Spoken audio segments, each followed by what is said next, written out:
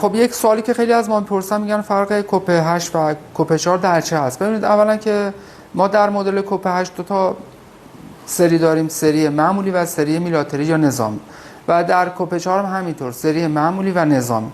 شرکت سازنده در فرق مدل معمولی و نظامی میگه که مدل نظامی از سنسورهای بهتری نسبت به مدل معمولی برخوردار هست. و البته تفاوت کوپ 4 و کوپ 8، کوپ 4 همونطور که از اسمش معلومه 4 تا سنسور داره و شرکت سازنده در این سیستم از 4 تا سنسور استفاده کرده.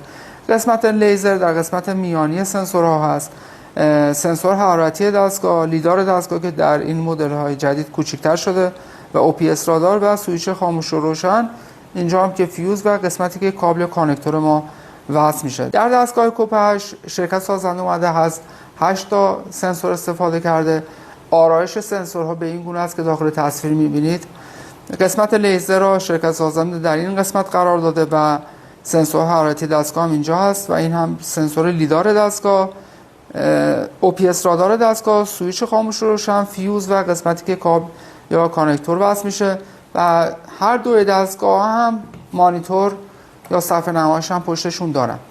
و در قسمت موضوع تصویر که بحث اصلی این دستگاه هست، ببینید دوستان، هم دستگاه کوپ 4 هم دستگاه کوپ 8 به فرض مثال میتونه یک اتاق دارای فلز را آشکار سازی بکنه. فقط این خود تصاویرش با هم دیگه فرق میکنه. کوپ 8 به خاطر دارا بودن سنسورهای بیشتر میتونه جزئیات بیشتری از اون محوطه را به ما بده.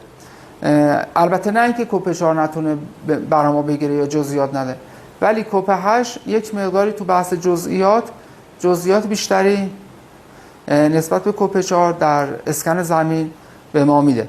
دوستانی که دستگاه شرکت آقاسوار رو میخوان میتونن از طریق نمایندگی شرکت پایدار مدن ثبت سفارش بکنن و این دستگاه رو به ضمانت اصلی و اورجینال با آموزش تخصصی از نمایندگی شرکت پایدار مدن در سراسر کشور تحویل بگیرن. موفق و پیروز باشید.